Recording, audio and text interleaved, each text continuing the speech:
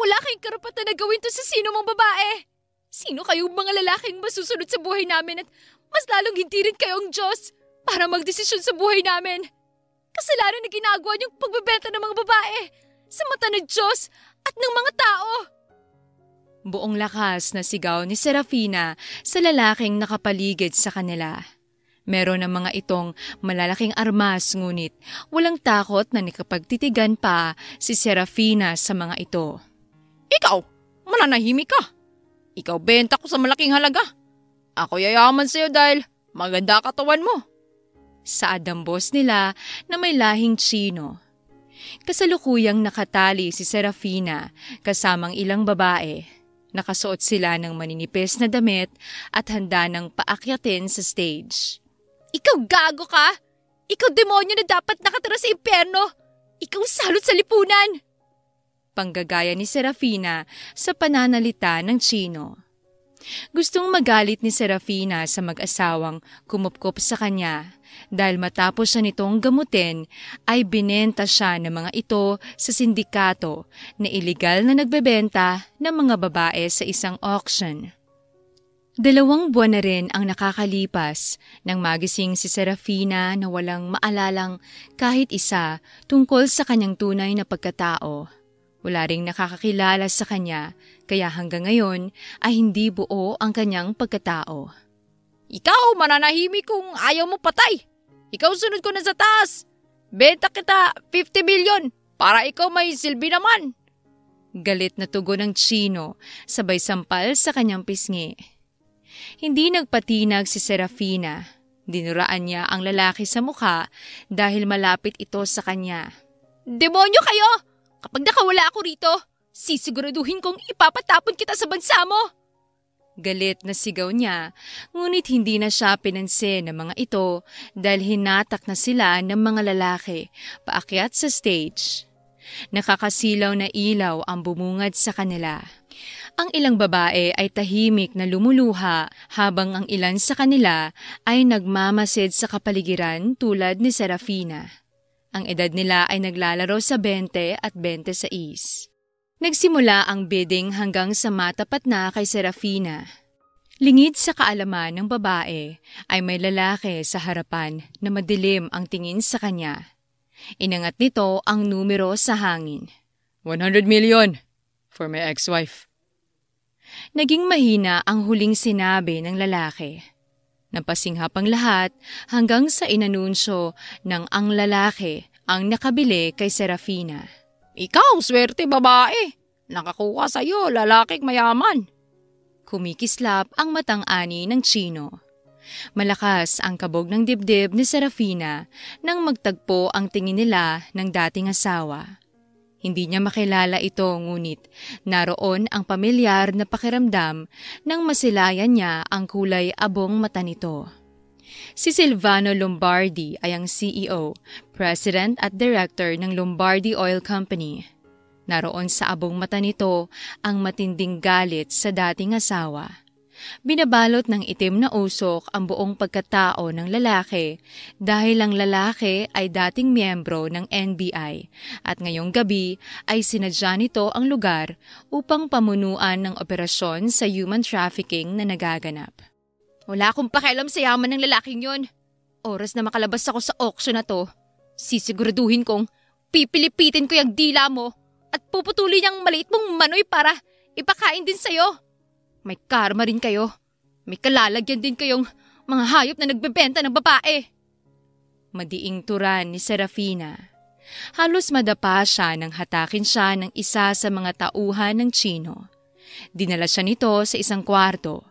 Doon ay naghintay siya kasamang ilang mga babae hanggang sa matapos ang auction at sunduin siya ni Silvano. Kasalukuyang nakasakay na si Serafina sa sasakyan ni Silvano. Ganoon pa rin ang damit niya at damang-dama niya ang lamig ng sasakyan nito. Maghintay ka rito hanggang sa makabalik ako. Huwag mong bubuksan ang pinto ng kotse kahit anong mangyari. Huwag mo ring tatangkaing tumakas dahil kung ako sa'yo, mas pipiliin kong manatili rito kaysa mapunta ulit sa kamay ng mga siraulong Tsino na yun. Brusko ang boses ni Silvano. Natulala si Serafina sa kulay abong mata ng lalaki. Wala sa sarili siyang tumango. Hindi mo naman ako papatayin pagbalik mo, 'di ba? Garalgal ang boses ng dalaga. Nagtagis ang bagang ng binata. Hindi nito sinagot ang babae at sa halip lumabas na ito ng sasakyan upang puntahan ang nagaganap ng operasyon sa loob. Naabutan ni Silvano na nakadapa ang mga tauhan ng Chino. Ang mga babae ay nakatalukbong ng manipis na kumot habang ang ilan ay nakaposas. Natagpuan ng mata ni Silvano ang Chinong humawa kay Serafina kanina. Kunin niyo na silang lahat. Iwan niyo na sa aking siraulong to. Gigil na saad ni Silvano. Bakit? May atraso ba siyong isang yan, Silvano? Hindi mo pa pwedeng patayin yan pero pwede mo namang daplisan kung talagang malaking galit mo sa isang yan. Deserve niya rin dahil isa siya sa pinakamalaking sindikato rito sa Pilipinas. Ilang daang babae na rin ang nabiktima niyan.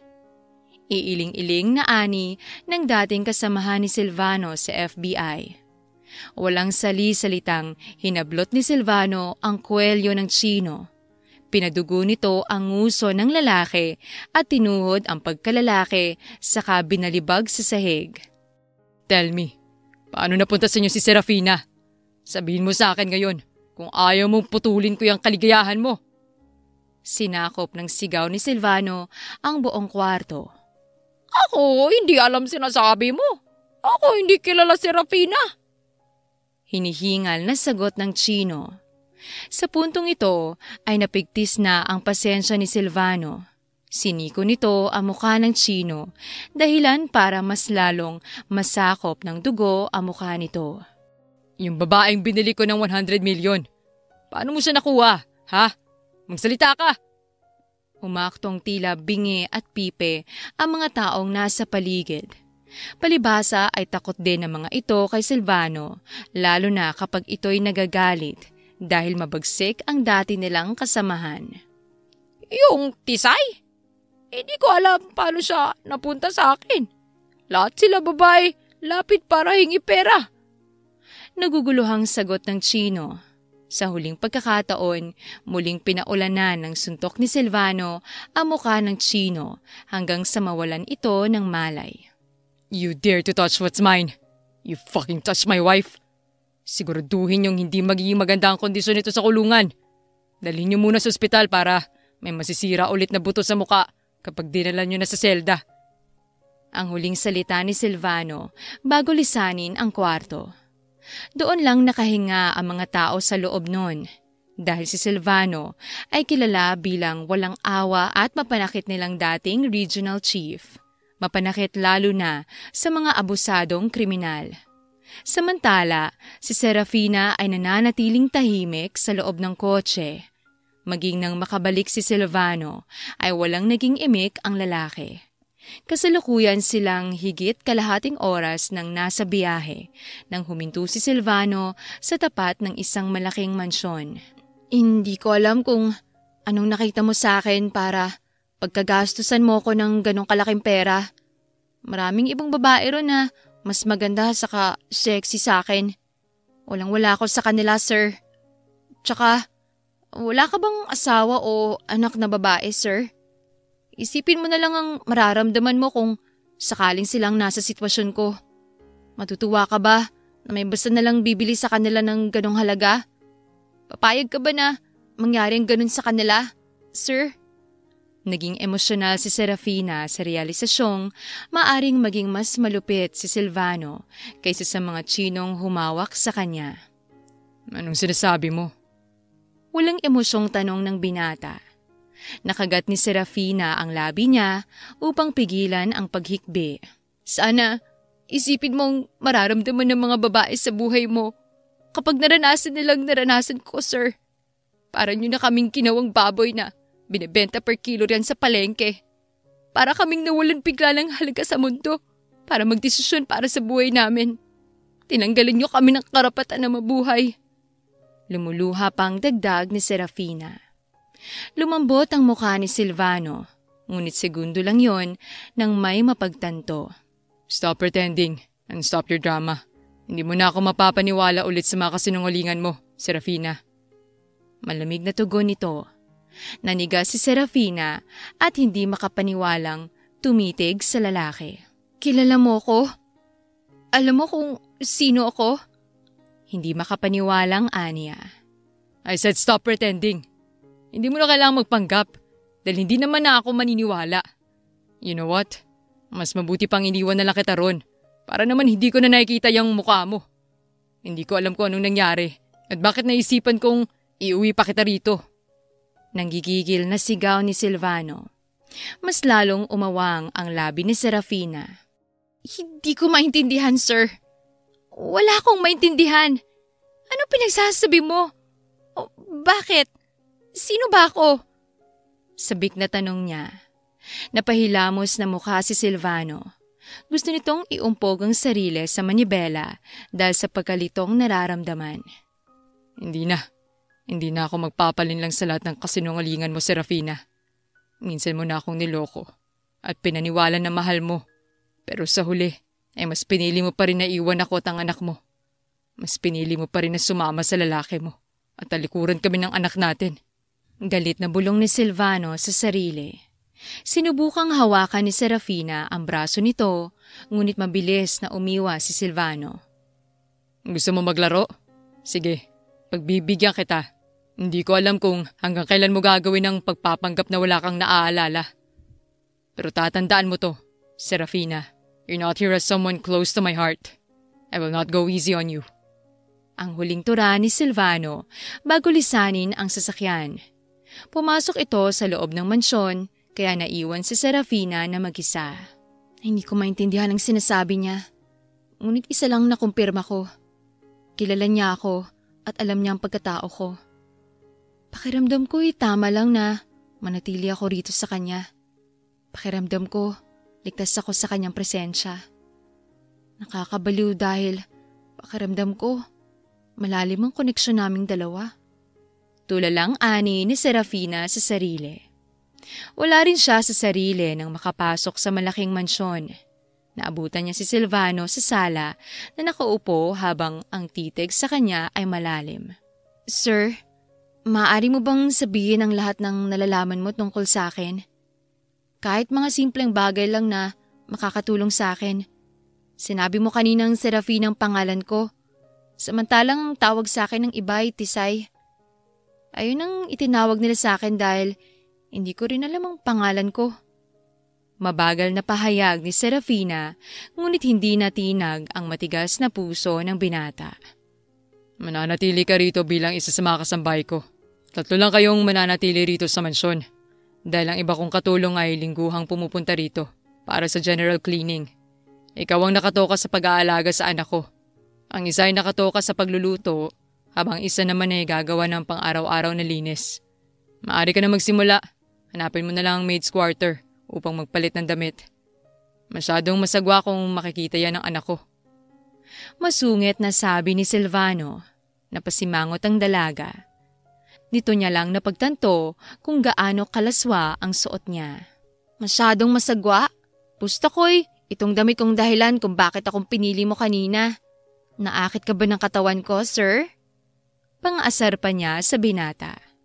Mas lalong tumigas ang mukha ni Silvano. Shut up! Hindi ka ganun kagandahan kaya magpalit ka na ng damit. Inis na sagot nito, saka siya tinalikuran paakyat sa pangalawang palapag ng bahay. Shut up! Hindi ka kagandahan. Pero nakita ko kaninang nakatitig ka sa legs ko. Feeling virgin ka, sir? Sigaw ni Serafina, saka nagtatakbo papunta sa kaliwang hallway upang hanapin ang maid's quarter. Natigilan naman si Silvano. Muntik nang sumilay ang maliit na ngiti sa labi nito kung hindi lang nito napigilan. Nang makarating si Silvano sa kwarto nito, ay naabutan niya ang anak na pinapatulog ng bago nilang kasambahay. Lahat ng kasambahay ni Silvano ay bago, dahil na rin ang mga luma nitong kasambahay ay palaging nababangkit ang pangalan ni Serafina. Mas lalong hindi niya magawang makalimutan si Serafina dahil doon, ngunit hinanapan naman ni Silvano ng bagong amo ang mga ito bago kumuha ng bagong kasambahay. Nilapitan ni Silvano ang bata na kasalukuyang nakapikit habang yakap ang maliit na manika. Simula ngayon, ay hindi na ikaw ang mag-aalaga kay Gerilei. Meron na akong nahanap na mag-aalaga sa anak ko, kaya maaari ka nang bumalik sa pag-aasikaso sa kusina. Saad ni Silvano kay Sheena na siyang pansamantalang pumalit sa dating taga-alaga ni Gerilei. Sige po sir, may iutos ka pa po ba bago ako bumaba? Magalang na anito. Umiling si Silvano kaya mabilis na linisan ni Sheena ang kwarto.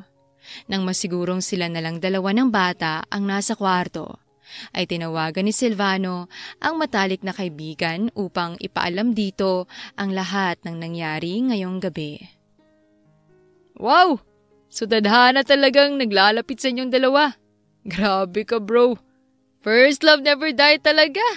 Ang lakas siguro ng tama sa'yo ni Serafina, no? Lahat gagawin para makabalik lang ulit sa buhay mo. Malakas na saad ni Hayes sa kabilang linya na sinabayan pa nito ng tawa. Mas lalong nagsalubong ang kilay ng lalaki. No, hindi na ako papayag na bumalik siya sa buhay namin ni Gerilei.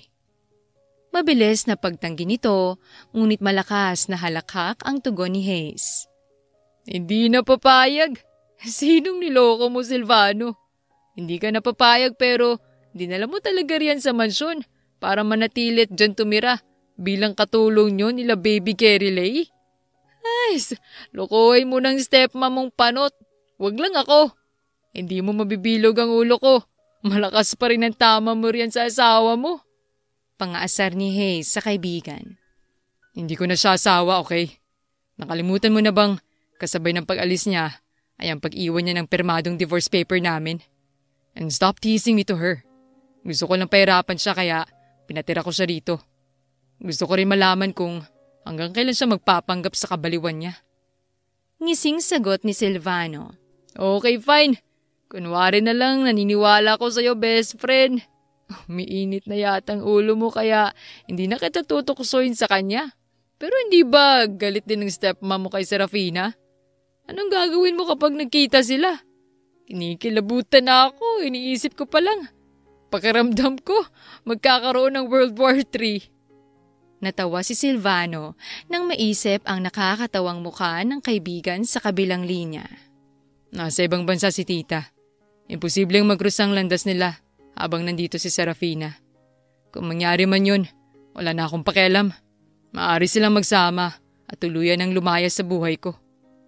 Malamig na tugon ni Silvano. Ang stepmother ni Silvano na si Luisa ang pangalawang asawa ng ama nito. Bata pa lang nang mamatay ang ina ni Silvano dahil sa sakit sa puso at makalipas ang 3 taon ay nag-asawa ang ama nito sa pangalawang pagkakataon. Kahit kailan ay hindi naging maganda ang trato ni Luisa kay Silvano, lalo na nang mamatay naman ang ama nito at iwanan ng Don ang lahat ng mana sa uniko iho, dahilan para walang matira kay Luisa. Pero ano palang ginagawa mo sa operasyon kanina? Akala ko ba kaya ka nagbitiw bilang regional chief sa FBI ay dahil gusto mong mag-focus sa paghawak ng kumpanya? Sumasama ka pala sa operasyon nila? Maya-maya ay tanong ni Hayes. Minsan lang kapag marami akong oras. Nagkataon lang talaga kanina na nakita ko si Serafina roon na isa sa mga binibid ng mga sindikatong Chino na yun. Iiling-iling na sagot nito. Hindi rin nagtagal ang pag-uusap nila Hayes at Silvano nang mayroong kumatok sa pinto. Sinulyapan pa muna ng lalaki ang anak na mahimbing na natutulog bago pinagbuksan ng pinto si Serafina. Tumambad sa mata ni Silvano ang dating asawa na nakasuot ng uniform ng pangkasambahay. Hapit na hapit sa katawan nito ang tela. Sir, alam kong hindi dapat ikaw ang kinakausap ko tungkol dito pero ikaw naman ang nagdala sa akin dito kaya ikaw na lang sasabihan ko. Yung tagalinis mo na si Aling Ising, matanda na masyado kaya nakakaya talagang hiraman ng personal na gamit. Yung tagaluto naman na kanina lang bumaba, masyadong payat, kaya hindi kakasya sa akin ng personal niyang gamit. Namumulang bungad ni Serafina. Anong gusto mong mangyari? Sabihin mo na dahil hindi ako magsasayang ng maraming oras para lang pakinggan ang reklamo mo. Masungit na anito. Huminga pa muna ng malalim si Serafina bago muling nagsalita. Wala akong suot na panty at bra ngayon, sir. Hindi ako komportable saka malabistida itong uniform ng pangkasambahay mo, sir. Baka mapasukan ng masamang hangin ng pipay ko. Hindi malaman ni Serafina kung maluluha siya o matatawa sa pinagsasasabi. What? Seryoso ka ba? Hindi makapaniwalang bulalas ni Silvano. Pigil ang luhang tumango si Serafina. Ikaw rin, sir. Hindi ko kasalanan kapag nangamoy ang pipay ko rito dahil wala akong suot na panty. Ibig kong sabihin, naguhugas naman ako kaya mabango to pero may natural na amoy ang pipay. 'Di ba? Unless gusto mo talagang maamoy ang pipay ko. Pwede naman na hindi na ako magpanty, sir. Pilyang dagdag ng dalaga. Napahilot na lang sa sentido si Silvano. Pinigilan nito ang pagbaba ng tingin sa nakabakat na dibdib ng dalaga at ang mapuputi niyang hita. Sa ngayon ay matulog ka muna ng nakaganyan. Bukas na bukas ay pupunta rito ang sekretarya ko para ibigay sa iyong mga pangangailangan mo. Sa ganun ay hindi ko na kailangang maamoy pa ang pipay mo. Iiling-iling na ani Silvano sa kapadabog na sinarado ang pinto ng kwarto. Napatakip naman si Serafina sa muka sa katumili ng mahina dahil sa kahihiyan. Ngunit sa kabilang parte ng pinto ay naroon si Silvano na pinapakalma ang sarili at ang matigas nitong kaibigan na nagising mula sa mahimbing ng pagkakatulog dahil lang sa katawan ng dating asawa. Natapos ang gabing yon na parehong hirap matulog ang dating mag-asawa dahil sa lahat ng nangyari ng gabing yon. Kinabukasan, maagang gumising si Serafina upang umpisahan ang trabaho. Dumiretsong babae sa kwarto ni Silvano upang silipin kung gising na ang mag-ama. Sinubukang kumatok ni Serafina, ngunit walang sumagot kaya makalipas ang ilang minuto ay pumasok na siya. Tumambad sa mata niya ang nakasandong puti na si Silvano at hapit na hapit ang tela sa katawan nito. Sa tabi ng lalaki ay ang 2 taong gulang nitong babaeng anak. Tulog at nakayakap sa ama. Sa tagal na nakatitig si Serafina sa mag-ama niya ay hindi niya namalayang gising na si Silvano. Napatingin ng lalaki kay Serafina na wala sa sariling umiiyak ng tahimik sa hindi niya malamang dahilan. What are you doing here? Tila paos nitong tanong. Anong pangalan niya, sir? At ilang taon ang batang yan, sir? Garalgal ang boses ni Serafina. Dumilim ang mukha ng binata. Her name is Garile Lombardi. She's 2 years old. At siya rin ang unika iha ko. And you can stop calling me sir. Tawagin mo na lang akong Silvano. Tiim ang bagang na anito. Sabi mo, magtatrabaho ko rito bilang taga-alaga ng anak mo. Pero tatawagin kitang Silvano.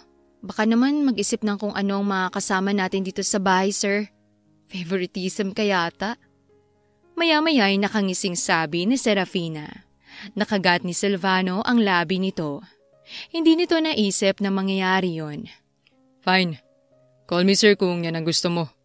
Dumaan kaninang madaling araw ang sekretary ko para idaan ang mga damit mo. Suotin mo muna yung underwear bago umukyat muli rito. Tulog pa naman si Garile. Kaya hindi mo pa siya kailangang bantayan. Naging malambing ang boses nito nang banggitin ang pangalan ng anak. Sinulya pa ni Serafina ang mahimbing na batang natutulog sa tabi nito.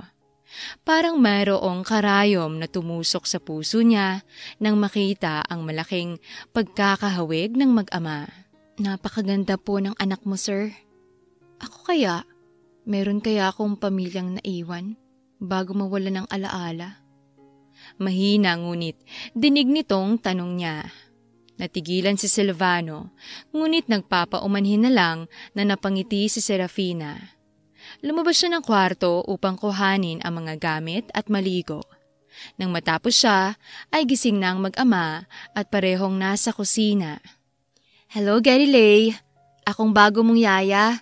Sana maging komportable ka sa akin kahit na ngayon pa lang tayo nakita.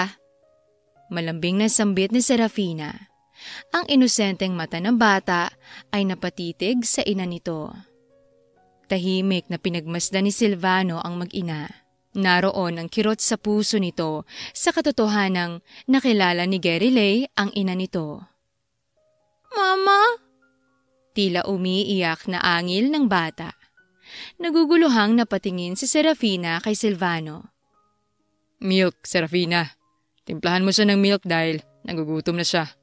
Bilisan mo dahil hindi mo gugustuhin kapag nagwala ang anak ko. Hindi yan titigil sa pag-iyak hanggang sa makatulog. Utos ni Silvano na kaagad naman niyang sinunod. Here's your milk, baby Gerilei. I'm sorry kung napaiyak yata kita kanina. Promise, magiging mabuti akong yaya sa'yo. Lagi kitang patatawanin para hindi ka naiyakin, okay? Huwag kang gumaya sa daddy mo na laging nakakunot ang noo at magkasalubong ang kilay. Lalaki kang pangit kapag naggaya ka riyan. Pigil ang ngiting pagkausap niya sa anak nang maibigay na ang gatas. Hey, bakit mo ko sinisiraan sa anak ko? Baka mamaya, iba nang isipin niya sa akin. Naiinis na bulong nito. Oh, tingnan mo, nakakunot na naman yung noo mo. Smile ka rin kasi minsan, Sir Silvano. Sige ka, ikaw rin. Mabilis kang tatanda kapag araw-araw inugali mong ganyan. Kawawa naman si Baby Gerilei dahil meron siyang grumpy daddy. Pangaasar pa ni Serafina. Tuluyang napasimangot si Silvano nang humagikgik ang anak nila. Tila naiintindihan nito ang nangyayari. Matapos padedehin ay binuhat ni Serafina ang bata upang padigyahin. Hindi naman inaalis ni Silvano ang mata sa mag-ina nito. Naroon ang pagkasabik sa mga mata nito na makita muli ang ganoong tanawin. Kung hindi mo lang talaga kami iniwan, 5 buwan nang nakakaraan. Ganito sana tayo kasi sa mga nakalipas na araw. May kikilalaning ina si Gerilei at mararamdaman niya ang pagmamahal mo. Bakit kailangan mong gawin to, Serafina? Totoo nga bang nagpapanggap ka lang na walang maalala? O nagkamali ako sa naisip sa'yo? Mabilis na kumalat ang kaba sa dibdib ni Silvano nang mapagtanto ang bagay na yon. Nang matapos mag-almusal, ay dinala ni Serafina ang bata sa kwarto upang linisan at patulugin. Kaagad namang kinontak ni Silvano si Hayes upang magpatulong na imbestigahan ang nangyari kay Serafina. Kinagabihan, kasalukuyan silang nasa kwarto. Tuluyan nang napatulog ni Serafina ang bata, kaya tanging silang dalawa na lang ni Silvano ang gising. Sir, may kailangan ka po ba? Kanina ko pa kasi napapansin na titig ka sa akin. Gusto mo bang patulugin din kita? Nakangising po na ni Serafina sa lalaki. Sana nga ay hindi ako nagkamali na isiping nagpapanggap ka lang, Serafina. Dahil kung sakaling nawalan ka nga ng alaala dahil sa akin, hindi ko magagawang mapatawad ang sarili ko. Hindi magawang maisawi ka ni Silvano ang nasa isip. Come here, Serafina. Patulugin mo ko. Seryosong anito. Napalunok ang babae na mapagtanto kung gaano kadilim ang mata ni Silvano. Dahil nakaupo si Silvano sa couch, pumunta siya sa harap nito. Nanatili siyang nakatayo habang ang lalaki ay nakatingala sa kanya. Sabihin mo sa akin ang lahat ng tungkol sa'yo. Lahat-lahat ng naaalala mo. Mahina ngunit dinig niyang utos nito. Umawang ang labi ni Serafina, ngunit impit na tili ang kumawala sa bibig niya nang hatakin siya ni Silvano, dahilan para mapaupo siya sa hita nito.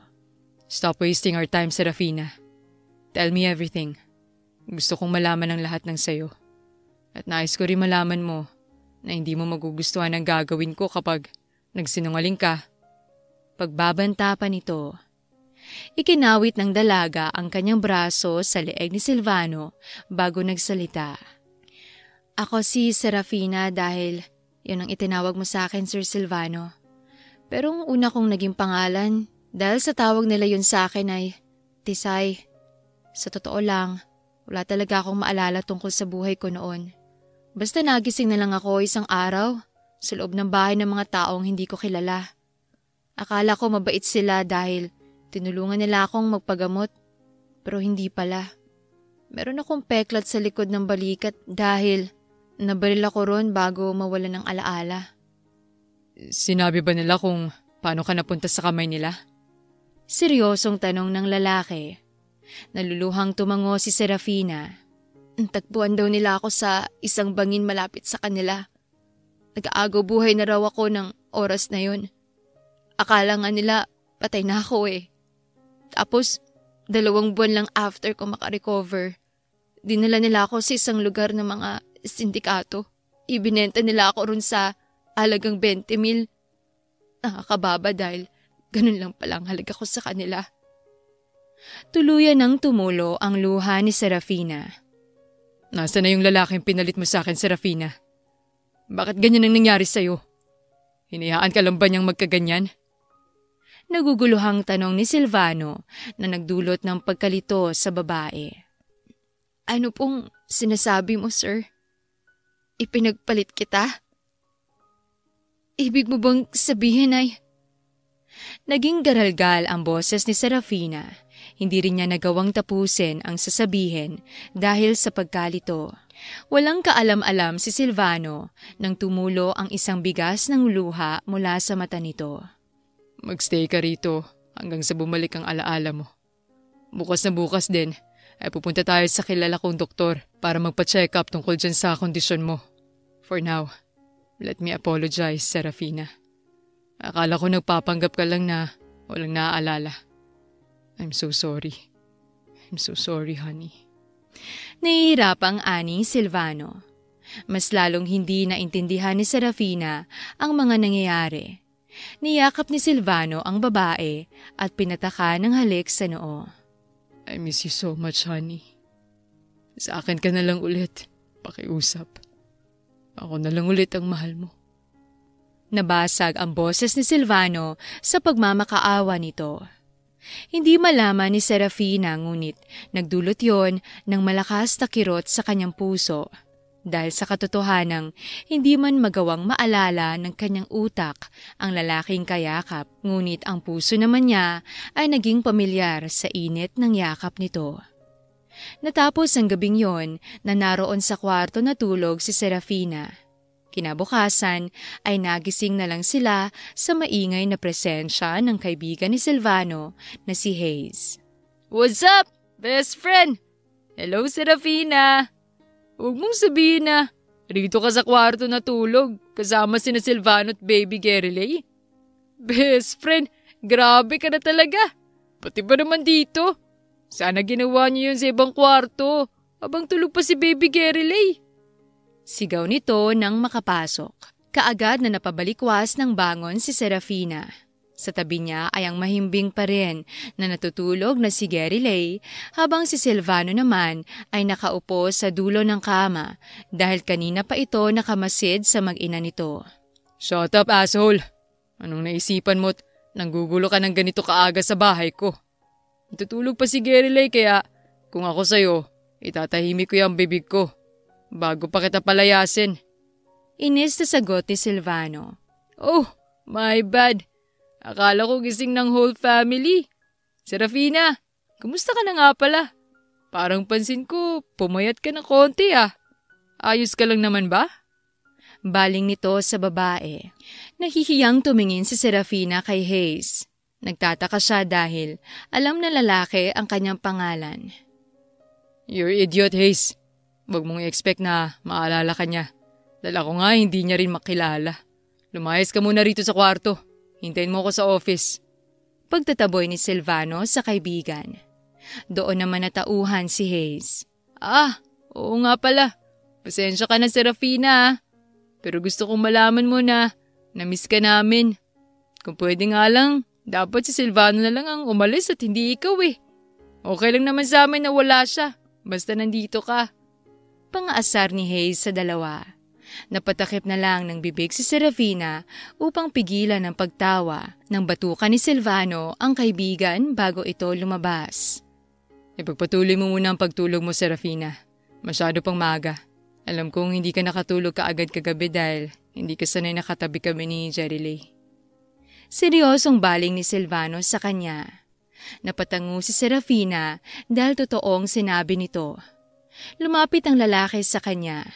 Hindi naman niya inaasahan ang ginawa nito.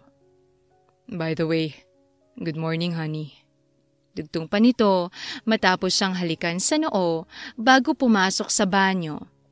Dahilan para maiwan siyang nangangamati sa tabi ng anak. Samantalang si Silvano naman ay nagmamadaling naligo upang harapin ang kaibigan. Nang lumabas ito sa banyo, ay tulog na muli si Serafina sa tabi ng kanilang anak. Mahimbing ang tulog ng babae at ang tanawin na nakayakap siya sa anak ay nagdulot ng magandang pakiramdam sa lalaki. Pumunta na ito sa opisina pagkatapos. Hindi rin nagtagal dahil ipinaliwanag na ni Hayes ang lahat ng nakalap sa tulong ng private investigator nila maging ang ilang magagaling na tauhan. 2 months ago, natagpuan ng mag-asawang Ramos si Serafina sa isang bangin habang nangangahoy ang mga ito. Dinala nila si Serafina sa kanilang bahay at sinabi sa akin ng tauhan ko na sandali lamang ang pagtira ni Serafina roon. Dahil bigla na lang ito nawala. Siguro ito'y dahil naibenta na si Serafina sa mga sindikato pagkatapos nun. Sa halagang 20,000, tulad ng sabi mo. Mahabang pahayag ni Hayes. Kumuyom ang kamao ni Silvano. Nangangati ang kamay nitong panagutin ang mag-asawang Ramos dahil sa ginawa nitong pagbenta kay Serafina. May nakuha ka bang details kung paano siya napunta sa bangin na yun? Any lead kung sinong may kagagawa ng bagay na yun kay Serafina? I wanna know everything, Hayes. Gusto ko silang pagbayarin isa-isa. I wanna see them suffer. Katulad ng ginawa nila kay Serafina. At katulad ng ginawa ko sa Chinong bumili sa asawa ko. Madiin ngunit puno ng pait na sabi ni Silvano. Malungkot na tumingin si Hayes sa kaibigan bago ito muling nagsalita. Siguro, ang Tita Luisa mo dapat mong tanungin about dito. Mas mabuti rin na siya nang magsalita tungkol sa nangyari kay Serafina. Sigurado kong alam niyang lahat ng detalye sa pagkawala ni Serafina at ang dahilan kung bakit umalis si Serafina rito sa mansyon. Natigilan si Silvano nang marinig ang pangalan ng stepmother nito. Anong ibig mong sabihin, Hayes? Tell me everything. Huwag ka na magpaikot-ikot pa. I wanna know what happened to my wife. Gusto ko silang makilala para mapanagot ko sila. Wala silang karapatan na saktan ng asawa ko. Wala silang karapatan na galawin isa man sa pamilya ko. Sinakop ng galit na sigaw ni Silvano ang buong opisina, ngunit hindi nito napatinag si Hayes. Ang stepmother mong may kagagawa ng lahat. Walang kasalanan simula umpisa pa lang si Serafina, Silvano. Biktima lang din ang asawa mo ng mapaglaro mong stepmom. Tuluyan nang nanghina ang tuhod ni Silvano sa narinig, ngunit segundo lang nang pareho silang magulantang. Umalingaw-ngaw ang malakas na tili ni Serafina mula sa sala, kasunod nun ang pagkabasag ng vase. Tila otomatikong kinuha ng kamay ni Silvano ang baril nito sa drawer. Magkasunod na mabilis na lumabas ang magkaibigan sa opisina. Sa sala ay naabutan nila si Serafina na walang tigil sa pag-iyak, habang sinisigawan ang babaeng kanina lang ay pinag-uusapan nila. Lumayo ka sa akin, hayop ka! Hayop kang babae ka! Ikaw ang dahilan ng lahat-lahat ng paghihirap ko. Kasalanan mo kung bakit unang tapa ko palang dito sa pamamahay namin. Galit na kaagad sa akin si Silvano. Kasalanan mo kung bakit matagal kong hindi nakasamang mag-ama ko. Kasalanan mo, Tita Luisa! Umiiyak niyang sigaw. Hawak ni Serafina ang basag na parte ng vase. Nakatayo naman sa harap niya si Luisa na nanigas sa sitwasyon nila. Wala kang alam kung gaano ko naghirap. Matapos mo kong tinangkang ipapatay. Hindi mo alam ang lahat ng ginawa ko sa kagustuhan kong mabuhay para sa mag-ama ko. Mutik na akong sumuko dahil lahat ng taong napuntahan ko ay katulad mo ng demonyo. Dugtong pa niya kasabay ng malakas na pagtangis. Pilit na lumapit si Silvano sa babae. Nanginginig ang kamay nito, hinaplos ang kaawa-awang pisngi ng dating asawa, saka dahan-dahang tinanggal sa kamay niya ang basag na parte ng vase. Nakakaalala ka na, Serafina? Nakikilala mo na kami ulit. Garalgal ang boses ni Silvano. Pigil ang hikbi na tumango si Serafina. Hindi ko ginustong kalimutan kayo ni Garilay Silvano. Patawarin mo ko, pakiusap. Muli niyang pagtangis. Noon lang natauhan si Luisa. Masamang tingin ito sa dalawa. Sinungaling ka, Serafina! Ang galing-galing mong magsinungaling. Bakit hindi mo aminin kay Silvano ang lahat ng katotohanan? Umalis ka rito sa mansyon para sumama sa lalaki mo. Ipinagpalit mo lang naman ang mag-ama sa kabit mo. Pagkatapos, narito ka ay dahil ano? Dahil wala kang napala sa kabit mo? Hindi sa tulad ni Silvano na bilyonaryo at kayang tugunan lahat ng luho mo. Sigaw ni Luisa. Tinangkapan itong sugurin si Serafina, ngunit kaagad itong napigilan ni Hayes. Sinungaling ka! Ipinadukot mo ko at tinangkang ipapatay.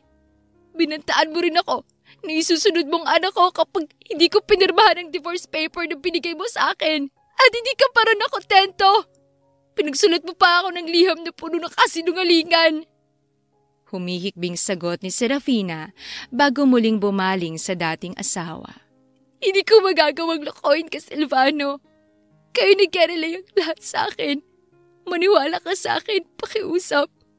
Mahal na mahal kita na hindi ko makita ang sarili ko sa bisig ng ibang lalaki. Pakiusap niya kay Silvano. Umalingaw-ngaw ang malakas na tawa ni Luisa. Ngunit bago pa man ito muling makapagsalita, ay napigilan na kaagad ni Silvano. Shut up, Luisa! Huwag ka nang magsalita pa. Dahil kahit kailan ay hindi kita paniniwalaan pa. Simula noon, hindi naging maayos ang trato mo sa akin. Lalong lumalayo nang ipamana sa akin ni Dading lahat ng ari-arian niya. Aaminin mo sa akin ngayon din. Yun bang dahilan kaya ka gumagante? Dahil ba sa lintik na pera na yan? Mas pinili mong maging kriminal? Madiin at puno ng galit na sigaw ni Silvano sa ginang. Sa sobrang galit ay tuluyan ng naluha si Luisa. Hindi ako makapaniwalang ilang dekada kong pinagtiisan ng ama mo. Pero ni Cinco, wala akong nakuha. Tapos ano?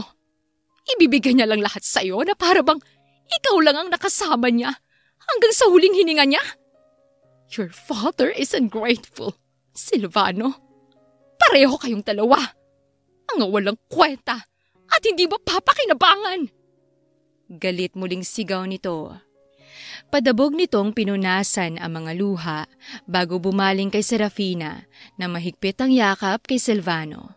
Wala pa ring tigil sa pag-iyak si Serafina. Hindi pa rin siya makapaniwala na nagawa niyang maalala ang lahat nang makita ang ginang. Ngunit noong gabi pa lang nang magtabi sila ni Silvano ay napanaginipan niya na ang ilang alaala nilang dalawa. At ikaw, Serafina, isa ka pang dumagdag sa pabigat ng pamilya. Lahat ng pera ng asawa ko, sa'yo lang ginagastos ni Silvano kahit wala ka namang inambag sa lahat ng pinaghirapan ng ama ni Silvano. At kung tatanungin mo ko kung nagsisisi ako sa ginawa ko sa'yo, I'm sorry, dear. Pero I'm not guilty. Isa ka sa mga mahal ni Silvano at nakita kita bilang kahinaan niya. You deserve to suffer. Yan ang kinahinatnan mo dahil minahal mo si Silvano. Tuluyang napigtis ang pisi ni Serafina sa narinig. Humiwalay siya sa asawa upang salubungin ng malakas na sampal ang ginang. Hindi naman pinigilan ni Silvano ang babae dahil nais din itong saktan si Luisa. Ngunit ang katotohanang babae ito ang pumipigil dito. Walang kinalaman ng lahat ng kasamaan mo sa pagmamahal ko kay Silvano, Tita Luisa. Dahil ikaw at yung budhi mo ang maitim at masama. Sisiguraduhin ko na pagbabayaran mong lahat ng ginawa mo. Pagbabayaran mong lahat ng ginawa mo sa pamilya ko. Ang huling sinabi ni Serafina bago pumasok ang ilang gwardya sa loob ng mansyon kasunod ng mga pulis. Ang isa sa mga pulis ay pumunta sa harapan ni Luisa upang pusasan. Pinahayag ng pulis ang lahat ng karapatan ng ginang bago hirap na ilabas ito dahil sa pagwawala. Nang makalabas si Luisa ay roon lang tuluyang nakahinga ang tatlo. Wow, ang intense nun, best friend. Okay ka lang, Serafina? Totoo bang nakakaalala ka na? So, kilala mo na ako? Sunod-sunod na tanong ni Hayes na hindi na malayan ng dating mag-asawa na kasama rin pala nila. Pinilit ngumiti ni Serafina bago sumagot. Naalala na kita, Hayes.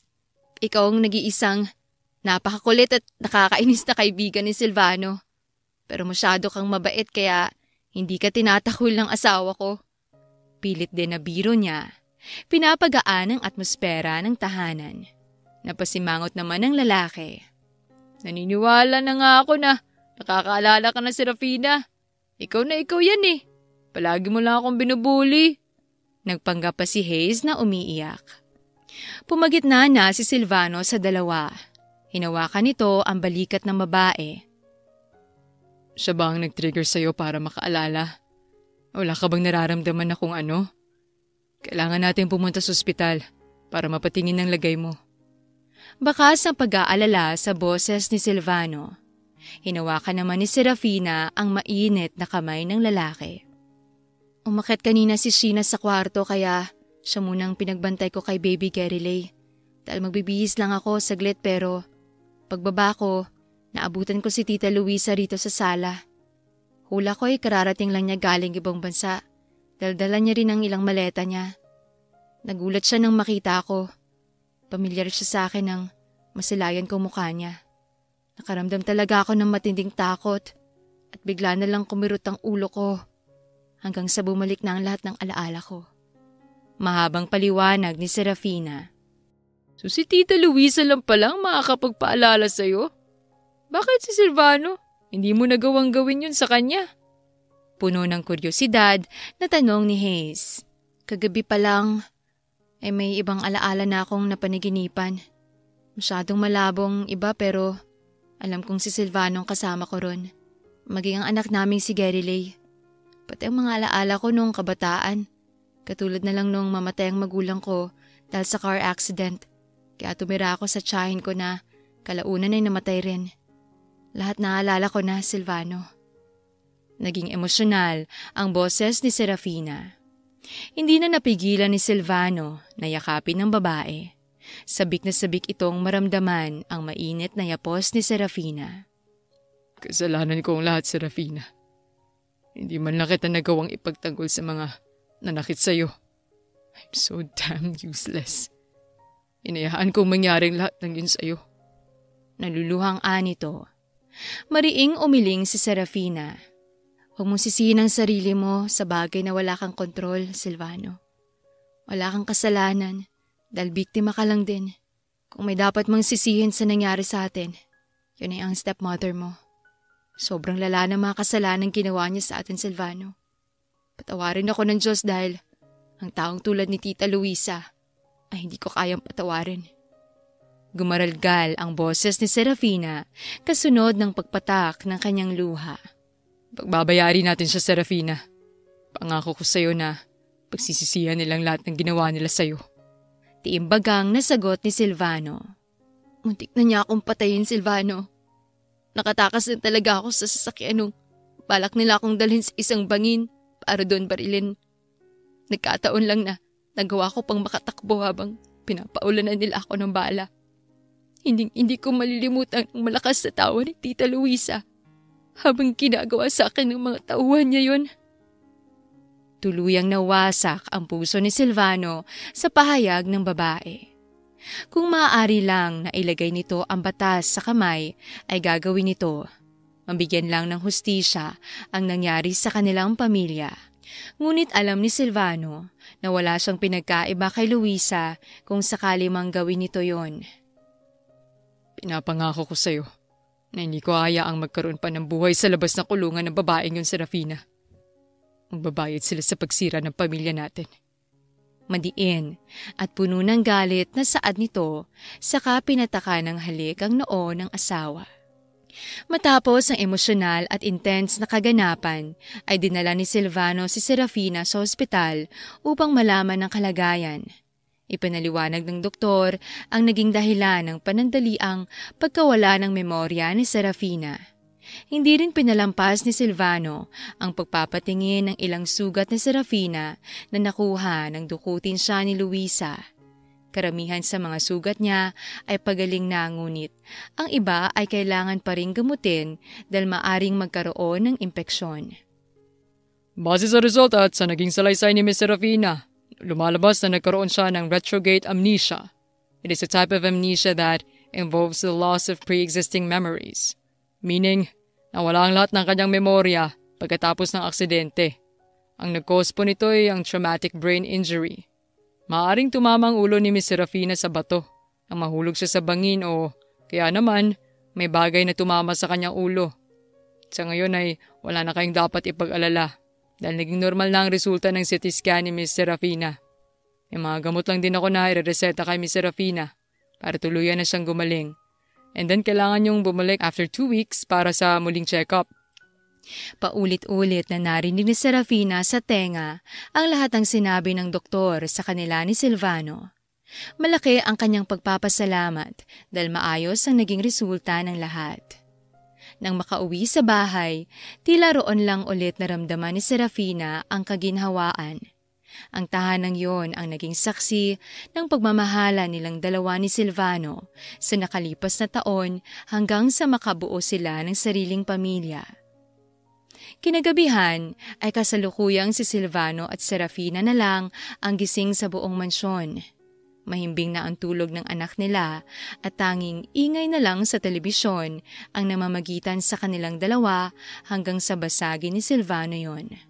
My wife, may gusto ka bang kainin? Midnight cravings, meron ba?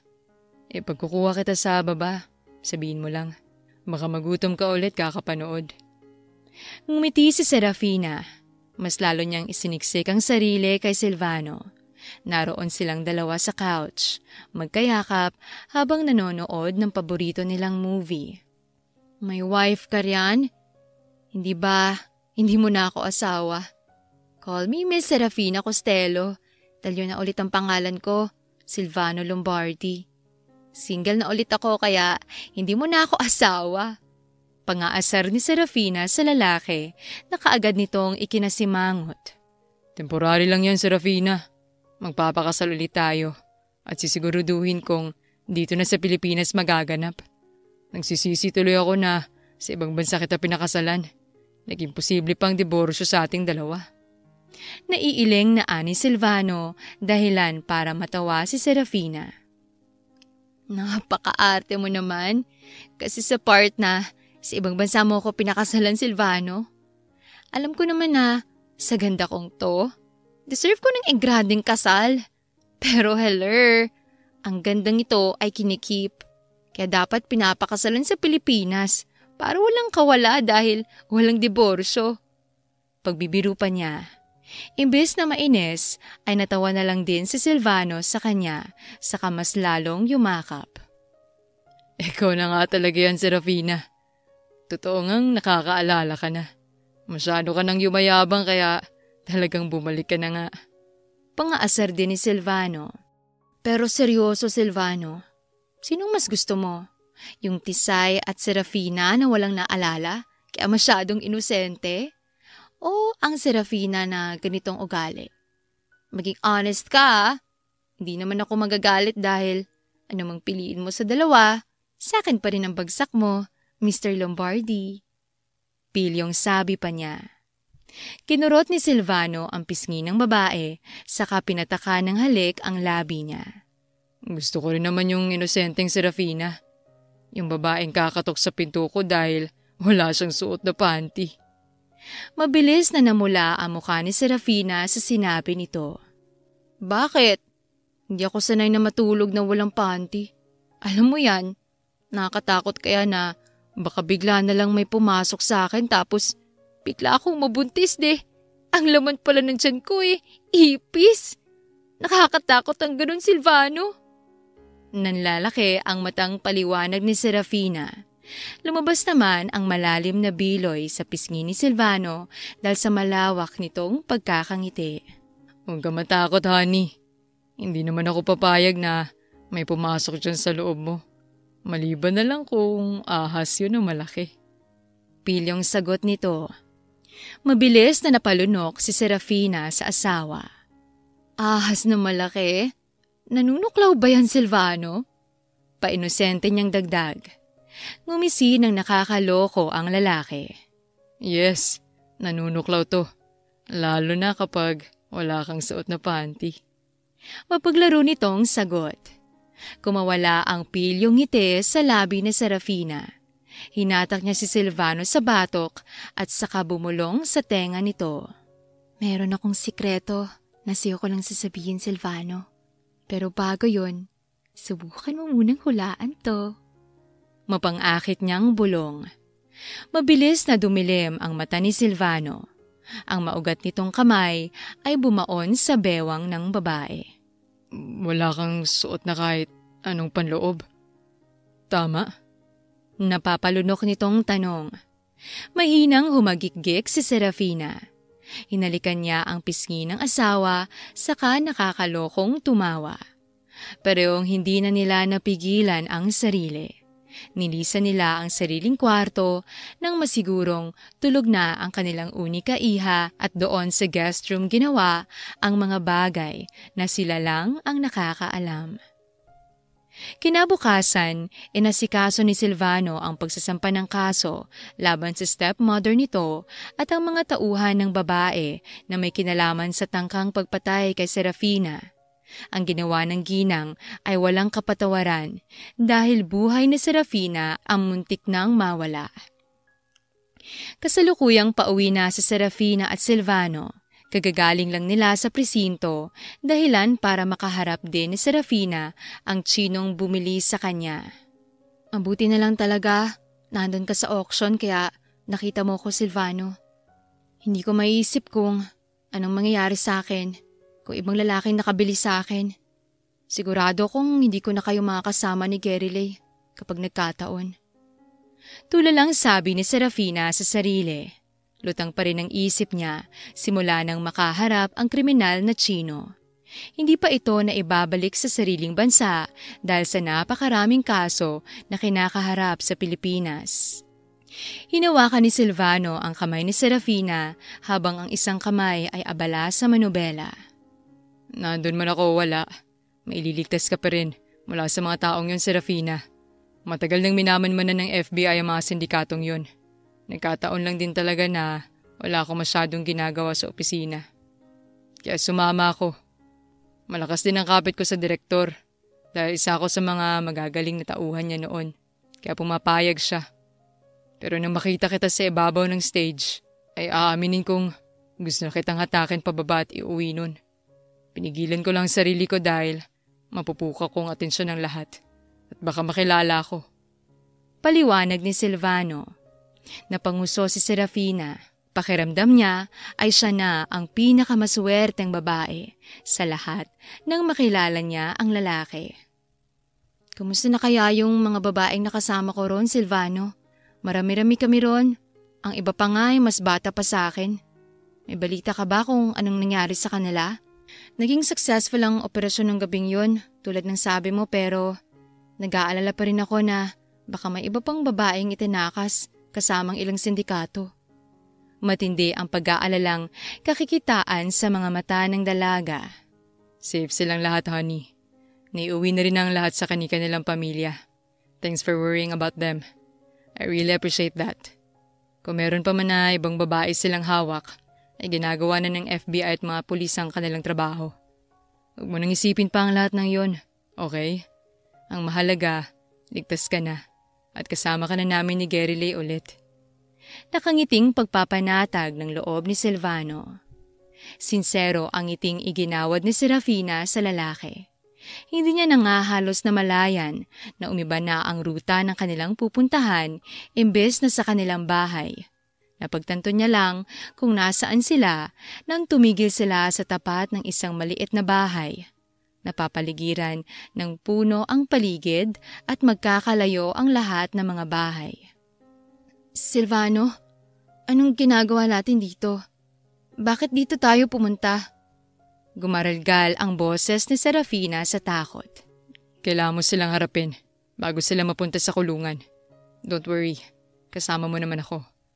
Nandito rin mga pulis kaya hindi ka dapat makaramdam ng takot. Hindi ka na nila makukuha sa akin, Serafina. Pilit pinatataga ni Serafina ang sarili nang bumaba sila ng sasakyan. Sinalubong sila ng ilang pulis, ngunit ang atensyon ni Serafina ay napunta sa mag-asawang tumulong sa kanya ngunit ibinenta rin siya na parang baboy kalaunan. Tisay! Ikaw nga yan, Tisay! Nandito ka ba para tulungan kami? Kausapin mo naman ang mga pulis oh.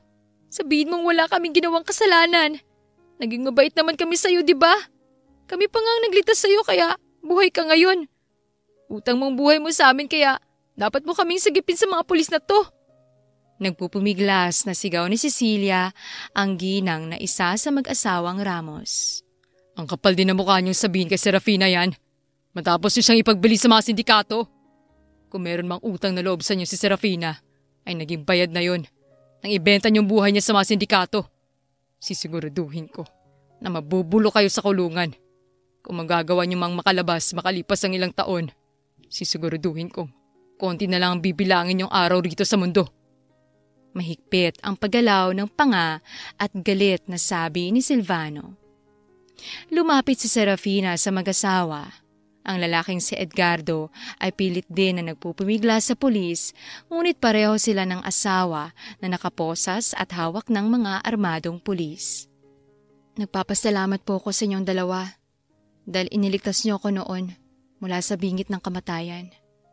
Kung hindi po dahil sa inyo, sigurado akong wala na rin akong buhay ngayon. Pero hindi po sapat na dahilan yon para matakasan niyo ang mga kasalanang nagawa niyo sa akin. Hindi po ako makakatulong ng maayos sa kaalamang maaari niyo rin pong gawin ang ginawa niyo sa akin sa ibang babae. Malungkot ngunit may halong galit ang bawat salita ni Serafina. Wala kang utang na loob. Kaming dahilan kung bakit ka nabuhay. Obligasyon mo tulungan kami. Natawa ang ilang pulis na nakarinig maging si Silvano sa sinabi ni Cecilia. Mga kuyang pulis, dalhin niyo na po sila sa presinto. Maraming salamat po sa serbisyo niyo. Sana ay karamihan sa mga pulis, katulad niyo na may prinsipyo. Saludo po ako sa inyo. Nakangiting baling niya sa mga pulis. Nagpumiglas na dinala ng mga pulis na Cecilia at Edgardo. Napayakap naman si Silvano sa babae na tila nang hina dahil sa eksena. Silvano, hindi ako makahinga sa sobrang higpit ng yakap mo. Hindi pa ba tayo uuwi? Baka naghihintay na sa atin si Gerelay sa bahay. Kawawa rin si Hayes dahil siya ang pinagbantay mo sa bahay. Paniguradong magrereklamo na yun. Angil ni Serafina dahil tila wala pang balak si Silvano na umuwi. Check-in muna kaya tayo sa hotel. Namiss kong masolo ka, Serafina. Mamaya na tayo umuwi. Please? Pinilit pang magpa-cute ni Silvano, ngunit pinandilatan lang ito ni Serafina. Tumigil ka. Ang landi mo Nakascore ka na kagabi. Makontento ka muna. Pigil ang tawang Anya. Pakaramdam ko, hindi na ulit ikaw ang Serafina na asawa ko. Palagi mo na lang akong tinatanggihan. Mas lalong natawa si Serafina nang ngumuso ang lalaki na tila naaping bata. Talagang hindi na akong Serafina na asawa mo. Dahil divorce na tayo. Sobrang engot mo rin kasi sa part na ipinaproseso mo kaagad ang divorce natin. Kaya ngayon, wala ka nang hawak sa akin, Mr. Silvano. Malay mo, makahanap ako ng ibang lalaki riyan na mas gwapo sa'yo. Matakot ka na, ipagpapalit kita. Tumatawang pangaasar niya sa lalaki at saka tumakbo papasok sa sasakyan nang habulin siya ni Silvano. Nakasimangot naman ang mukha ni Silvano na sumunod sa asawa. Ramdam nito ang matinding pagsisisi sa naging desisyon noong mga araw na galit pa ito sa dalaga. Sige lang, tumawa ka lang ng malakas dyan, Serafina. Dahil pag uwi natin, sisiguraduhin kong hindi ka na makakatawa ng ganyan. Pagbabanta nito. At ano namang gagawin mo? Hindi na rin pala ako tatabi sa'yo mamayang gabi dahil hindi naman kita kaano-ano. Conservative rin ako kaya magkaiba muna tayo ng kwarto. Panunudyo niya pa sa asawa ngunit tila tuluyan nang napatid ang pisi ng pasensya ni Silvano. Serafina! Napakadelikado ng boses nito. Kung hindi mo titigilan yung panunukso mo sa akin, sisiguraduhin kong hindi ka na makakalakad bukas. I will also make sure na bago tayo maikasal ulit, magkakaroon ulit tayo ng anak para wala ka ng oras para maghanap ng ibang lalaki. Seryoso at puno ng diin na saad nito. Tuluyan na ring natahimik si Serafina. Napatingin siya ng seryoso sa lalaki, saka sumilay ang malaking ngisi sa labi. Alam mong, yan din ang gusto ko, Silvano. Mapanuksong sagot nito. Nang makauwi sila ay naabutan nilang nilalaro ni Hayes ang kanilang anak sa sala. Maririnig naman ang malakas na tawa ni Gary Lay dahil sa pagkaliti nito. Sa wakas, mauwi na rin kayo. Para kayong buhay binata at dalaga ah. Kung basta, parang walang naiwan na anak sa bahay. Iiling-iling na puna ni Hayes nang makitang papasok sa sala ang dalawa. Shut up, Hayes. Ngayon lang namin iniwan si Gary Lay sa'yo. Ngayon ka na kaagad magsalita. Buti na lang talaga at wala kang asawa. Hindi mo deserve. Pangaasar ni Silvano sa kaibigan na kaagad nitong ikinasimangot. Kinuha naman ni Serafina ang anak mula kay Hayes. Kaagad na yumakap si Gary Lay sa kanya na halata ang pagkasabik nang makita siya. Kumusta, baby Gary Lay? Namiss mo ba kami ni Daddy? Sana hindi maling pag-iwan namin sa iyo kay Uncle Hayes mo. Ayaw kong makuha mong ugali ng isang yan. Nangingising ani ni Serafina. Ay, wow! Ang ganda naman ng bungad yung mag-asawa. Wala man lang bang thank you riyan? Inalagaan kong anak niyo at pinakain. Ako rin ang nagpalit ng diaper ni Gary Lay nang magpupo siya kanina. Hindi pa ako nag-aasawa pero pakiramdam ko, may 10 na akong anak kanina. Pagdadrama ni Hayes na ikinatawa ng mga kasambahay na nanonood pala sa kanila. Sheena, nalinisan na ba yung kwarto? Maya-maya itanong ni Serafina. Yes po ma'am, napalitan na rin po yung sapin ng kama sa kapunda ng kumot. Maaring na pong ihiga si Gary Lay roon. Malaki ang iting sagot ng babae. Masaya ito para kay Serafina dahil ang inaakala nilang katrabaho ay kanilang boss din pala. Pakiramdam nila ay napakaswerte nila dahil kinaibigan pa rin sila ni Serafina kahit na magkaibang estado nila sa buhay. Good! Silvano, umakita tayo sa itaas. Pakitawag na lang din Sheena yung guard sa labas para palabasin si Hayes. Sa tingin ko ay hindi na rin namin siya kailangan. Pigil ang tawang biro ni Serafina. Mas lalong sumimangot si Hayes ngunit napalitan ng ngiwi yon nang hampasin ni Silvano ang tiyan niya bago sumunod kay Serafina. Magta-transfer ako ng 10 million sa bank mo. Umuwi ka na. Salamat sa pagbantay sa anak namin. Tila balewala lang nasabi ni Silvano saka nagpatuloy sila sa pag-akyat sa hagdan. Kahit wag na. Friendship over na lang tayo. Pabirong ani ni Hayes, saka lumabas ng gate ngunit napahiyaw na lang sa kawalan nang tumunog ang phone nito at makitang 15 milyon ang binigay ni Silvano. Lumipas ang 3 linggo na tila ba walang lumipas na buwan na hindi naging magkasama si Serafina at Silvano. Ang samahan nila ay mas lalong tumibay matapos ang mga problemang kinaharap nila, ngunit isang problema na lang ang gustong iresolba ni Silvano at yon ang pagpapakasal ulit nila ni Serafina. Kasalukuyang inaayos ni Serafina ang kanilang pagkain sa mahabang lamesa nang maramdaman niya ang presensya ni Silvano sa kanyang likod. Narito sila ngayon sa Zambales upang magbakasyon kasama na rin si Hayes na kaibigan ni Silvano. Honey, later na yan.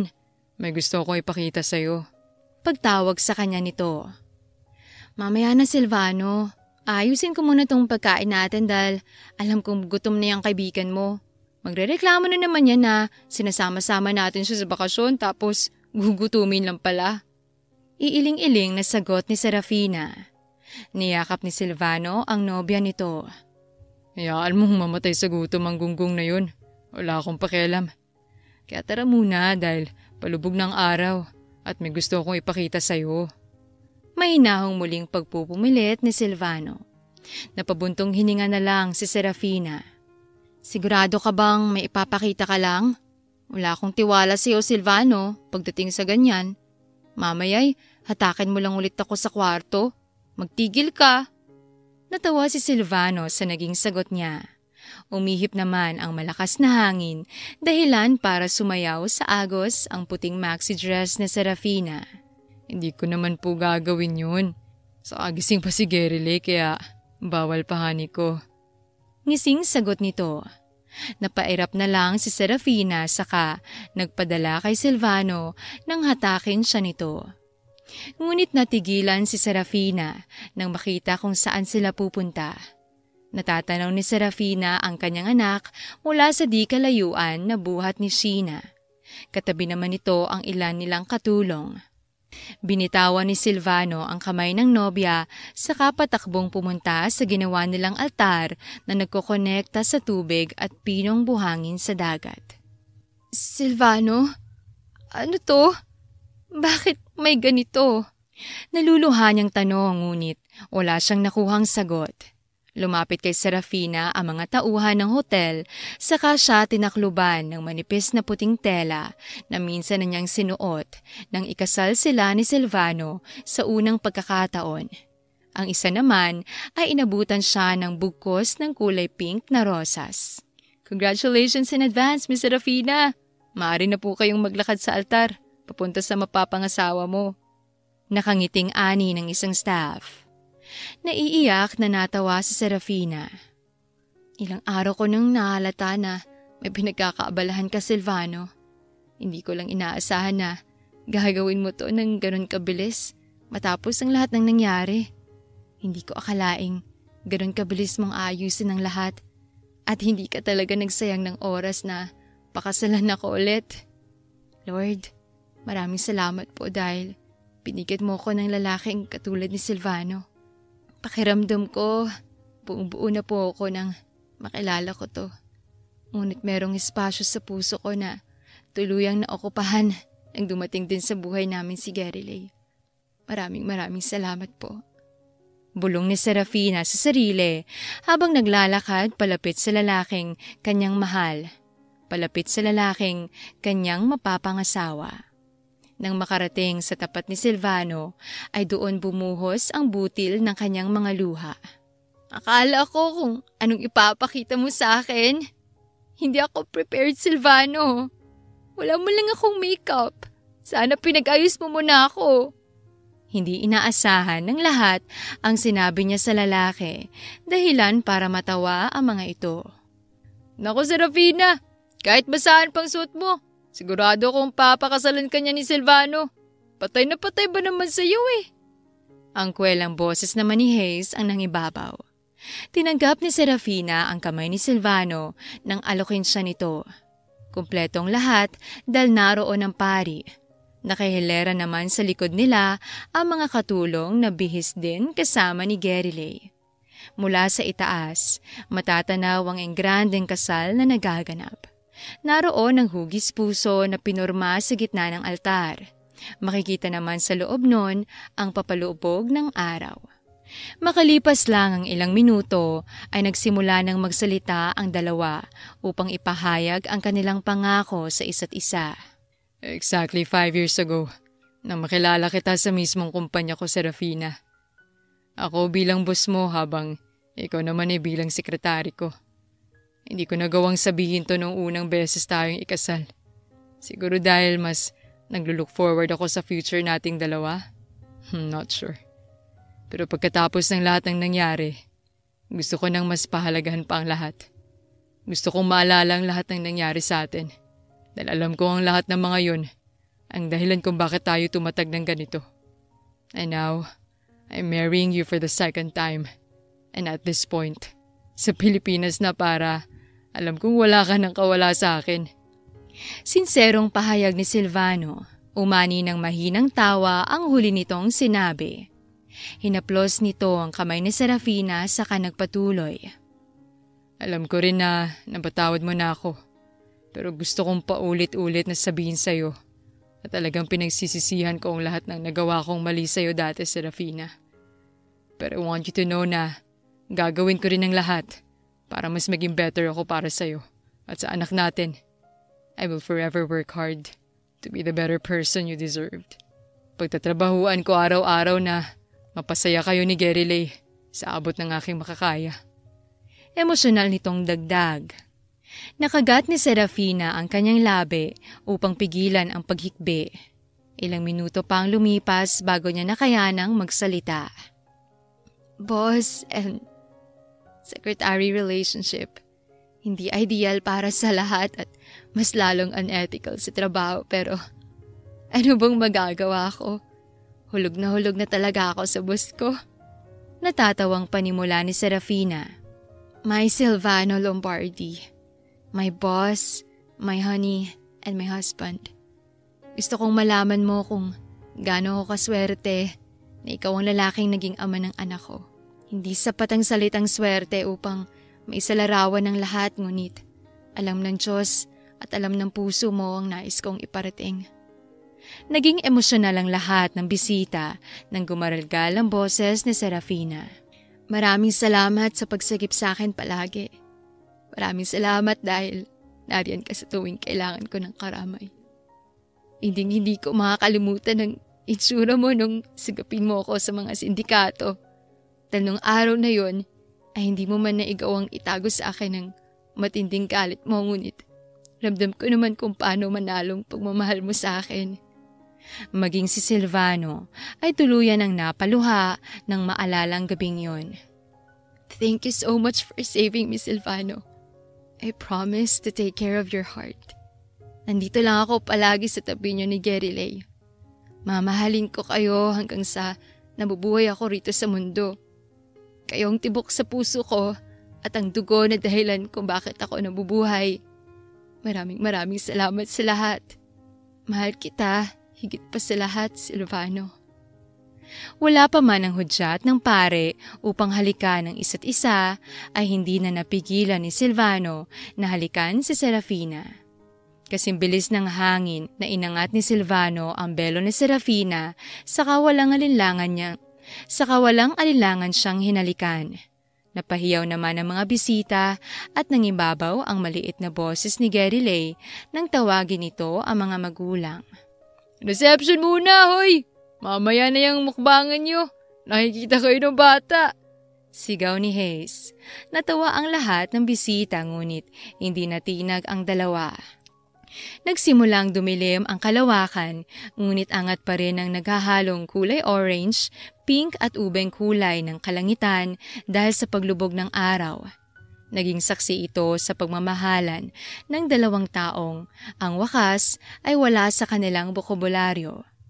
Sa nakalipas na buwan na nangyari sa kanila, batid ng dalawa na ang mga pagsubok na kinaharap nila ang naging pundasyon upang mas maging matatag ang kanilang relasyon.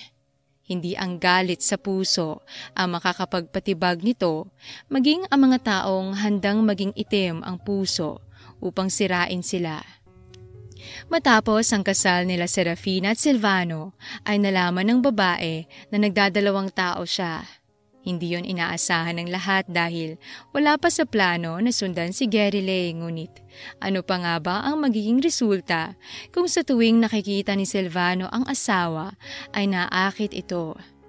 Naging payapa na ang pagsasama ng pamilya ni Silvano.